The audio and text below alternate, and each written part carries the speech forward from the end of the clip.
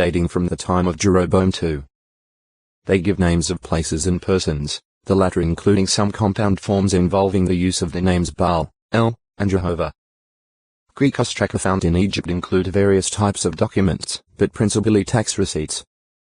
They give some insight into the Greek language as spoken by the common people of that land during Ptolemaic, Roman, and Byzantine times, and so they are of some use in studies of the coin used by writers of the Christian Greek scriptures. 20 Greek ostraka found in Upper Egypt were inscribed with portions of the four Gospels, these probably dating from the 7th century CE, used in illustrations. Potsherds are also used with figurative associations in the scriptures. David, distressed and surrounded by enemies, said in a psalm prophetic of the Messiah's sufferings, "My power has dried up just like a fragment of earthenware." PS 22. 11-15 As articles made of clay were baked, they would become very dry, and their brittleness became evident when a vessel was reduced to fragments. Glazing methods were evidently common in King Solomon's day, for Proverbs 26. 23 states, "As a silver glazing overlaid upon a fragment of earthenware are fervent lips along with a bad heart."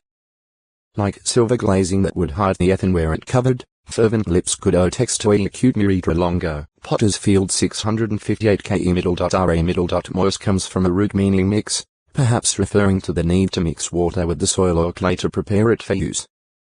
Since very early times, potters have fashioned clay into vessels and baked these, thus producing hardened utensils that would not soften when wet. The potter might work alone, but he sometimes had assistants, frequently apprentices. Among the Hebrews, a group of royal potters seems to have existed at one time. 1 Ch 4. 21-23. A typical method of making pottery began with such steps as washing the clay and purifying it of foreign matter, weathering it, and trampling the moistened clay by foot to make it pasty and malleable. Isra 41. 25 Next the clay was kneaded by hand and then placed on the potter's wheel. The early potter's wheel was generally made of stone, though sometimes of wood, and was, basically, a flat disc centered on a vertical axle and made to rotate horizontally. Heavy material at its edge gave the disc stability and momentum as it was turned by hand. The later addition of a larger, heavier lower wheel on the same shaft as the top wheel and also revolving horizontally enabled the seated potter to rotate the wheels by foot. Having thrown or placed the shapeless clay on the wheel, the potter used his hands to form a vessel as the wheel was turned. Ch 18.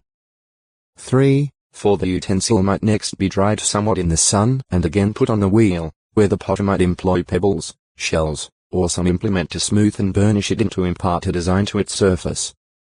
Methods varied, but he could give it a rope pattern, for instance, by pressing a twisted cord against the still moist article.